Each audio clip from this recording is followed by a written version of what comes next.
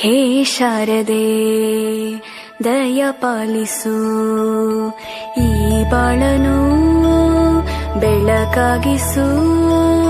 ಹೇ ಶಾರದೆ ದಯ ಪಾಲಿಸು, ಈ ಬಾಳನು ಬೆಳಕಾಗಿಸು. ನಾಳೆಗಳ ದಾರಿಯಲೇ ನಂಬಿಕೆಯ ನೆಲೆಯಾಗಿರಿಸು, ಮುನ್ನಡೆಸು. ಕೈ ಹಿಡಿದು ನಾವಾಡೋ ಪದ ಪದದಲ್ಲೂ ಸಂಚರಿಸು.